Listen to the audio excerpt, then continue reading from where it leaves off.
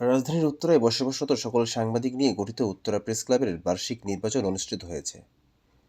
15ই ফেব্রুয়ারি শনিবার সারাদিন নানা উৎসাহ উদ্দীপনার মধ্য দিয়ে সকাল থেকে বিকাল 4টা পর্যন্ত চলে এই ভোটগ্রহণ। এর আগে মনোনয়ন ফরম কেনার মধ্য দিয়ে প্রার্থী বাছাই ও চূড়ান্ত পর্ব শেষ হয়। ক্লাবের উন্নয়নে কাজ করবেন এমন প্রার্থীকে নির্ণয় করে ভোটারদের উপস্থিতিতে শেষ হয় নির্বাচনী কার্যক্রম। বিকেল 4টার পর ভোট গণনা শেষে বিজয়ীদের নাম ঘোষণা করা হয়। এ সময় উপস্থিত ছিলেন ঢাকা সাংবাদিক ইউনিয়ন নেতা খন্দকার আলমগীর হোসেন, প্রধান নির্বাচন কমিশনার মাকসুমুল হাকিম, এবিএম মনিরুজ্জামান ও সেলিম কবির। কমিটিতে সভাপতি পদে বিজয়ী হয়েছেন বিজয় টেলিভিশনের আলাউদ্দিন আল আজাদ।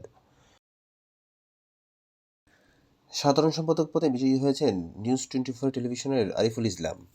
তবে সাংগঠনিক দপ্তর, মহিলা বিষয়ক সম্পাদক সহ কয়েকটি পদে বিনা প্রতিদ্বন্দ্বিতায় নির্বাচিত হয়েছেন তারা।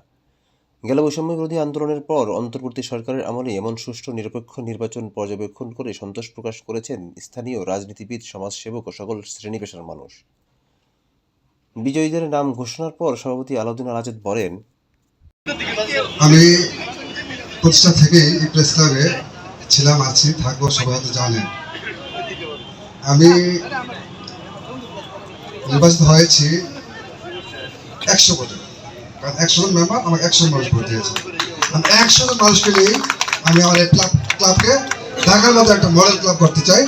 প্রত্যেকে আমাদেরকে হেল্প করবেন, রাজনীতিবিদ থেকে শুরু করে আমাদের এখানে যারা ক্লাব সদস্য আছেন বা বাইরে যারা সাংবাদিক আছেন, প্রত্যেকের সাহায্য আমাদের লাগবে।